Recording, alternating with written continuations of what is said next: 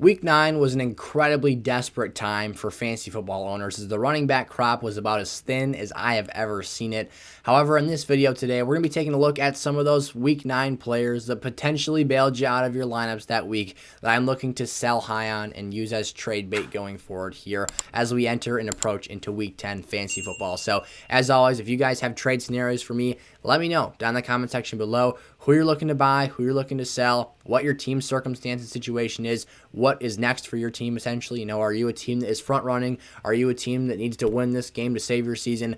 All that stuff is useful in these trade talks, so let me know that stuff down in the comment section below. As always, again, I'm here to be a tool and a resource for you guys. We've got a community Discord server. Of course, as always, the comment sections are always open for every episode here, but go check out those platforms, take advantage of it, and let's crush the end of the season together, you guys, and let's dive into today's episode. All right, here we're going to kick off today's episode in the early block talking some Michael Carter and New York Football Jets. Now, one barrier to entry potentially for selling high in Michael Carter this week is the fact that the Jets are on a Week 10 bye.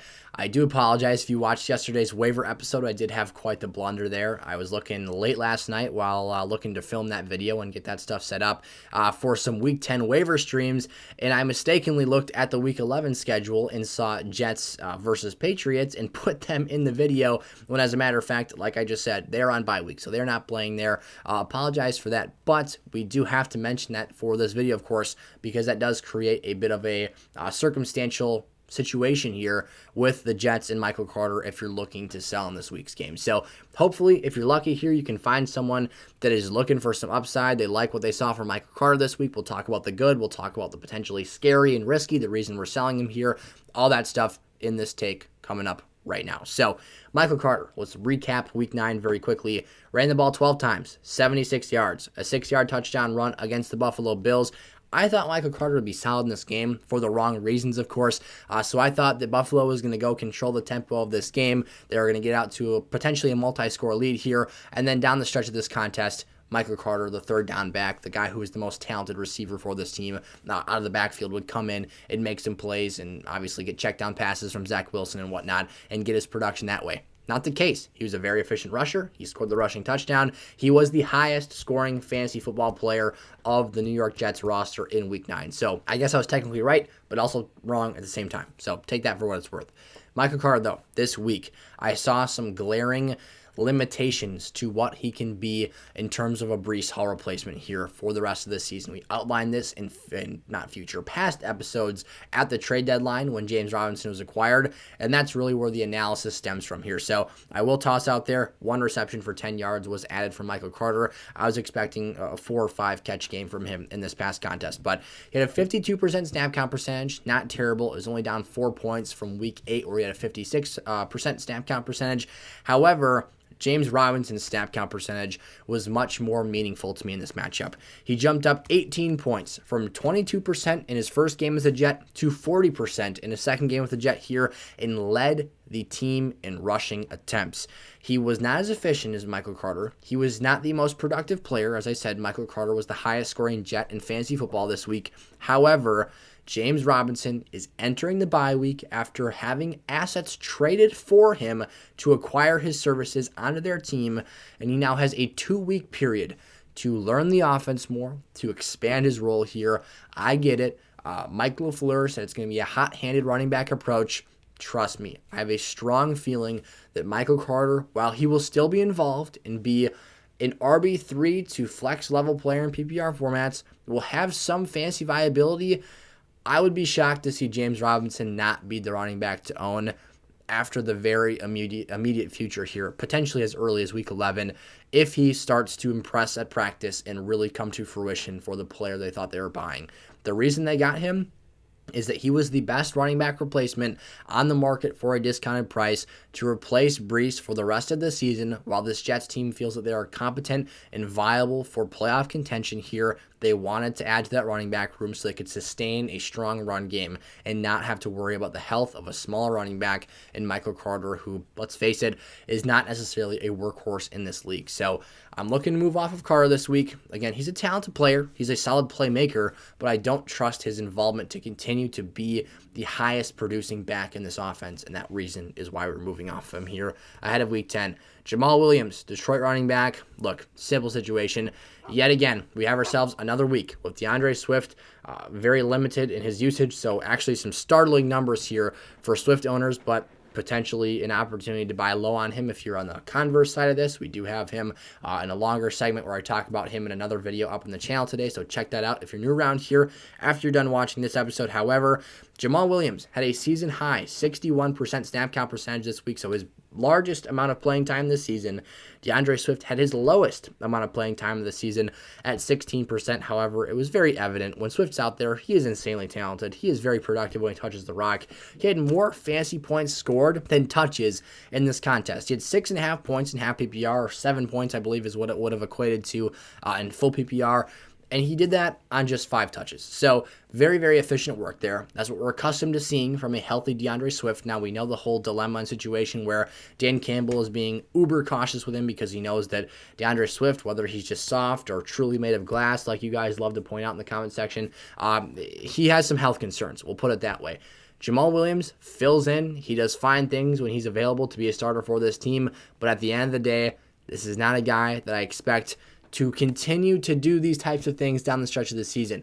It feels like this has been a non-ending situation with DeAndre Swift throughout the year, and if you want to hold Jamaal just based on that alone, go for it. But if you're a player that is not a DeAndre Swift owner and you have Jamaal Williams rostered on your team, there might be an avenue to either sell him to the Swift owner for an inflated rate, because of course you know they're desperate and looking for points in their lineups, or you can try and move him elsewhere if you don't have a need at the running back position, if you're feeling pretty full of depth there and can make a move elsewhere. Maybe you acquire a wide receiver 3 or a low-end wide receiver 2, a wide receiver that's been struggling. You toss him into another trade package deal, whatever the case might be. Of course, as always, let me know your teams in the comment section below. Toss that stuff on down there, and I can help you guys out with your particular specific situations depending on what your team's situation and needs are for this week and going forward this year. Raheem Mostert here. This guy has got himself a legitimate Jeff Wilson Jr. problem. I was shocked. Week 1, boom, outsnapped by Jeff Wilson Jr.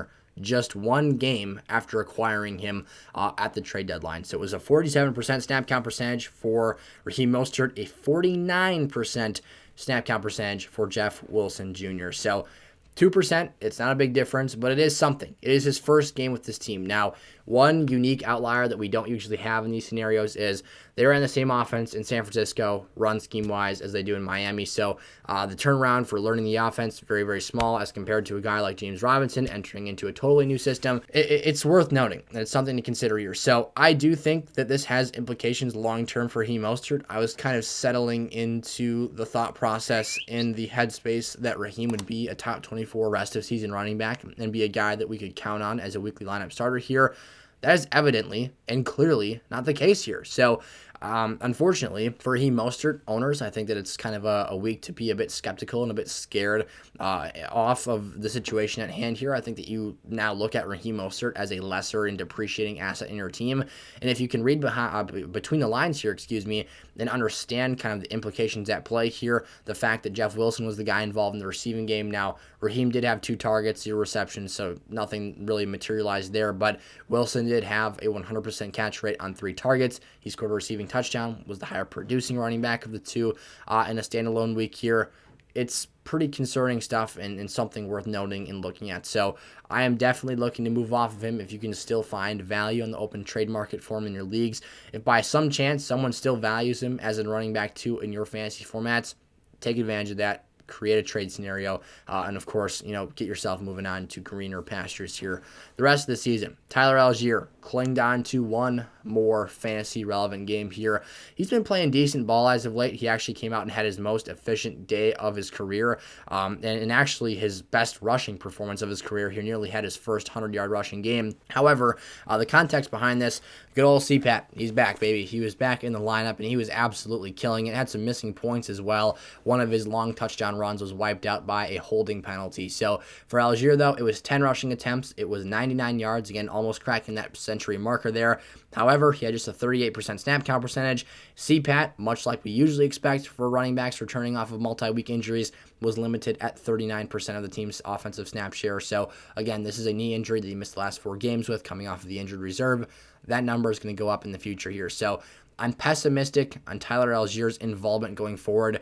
I'm not saying he won't have 8 to 10 touches in a given week basis, but I don't think he's an average 9.9 yards per carry and be a viable weekly lineup play as a low-end RB2, which is essentially what he was this week. So move off of him, use him in a trade package. Maybe the CPAT owner is looking for some reassurance and insurance, rather, just having an asset that can back up CPAT in the event that he goes down again or something unfortunate happens there. So keep your eye posted for this one. I think that there's a situation where you could sell him for something here because he has been producing numbers when given opportunities lately, but I do think this is CPAT's backfield to own here as we continue throughout the season. Now, for A.J. Dillon here, this isn't the strongest sell in the world, but this is a player who I do think has the opportunity because of some panic going on in the community on Aaron Jones right now. Justified, rightfully so. He had x-rays done on his ankle. They did come back eventually after being inconclusive at first.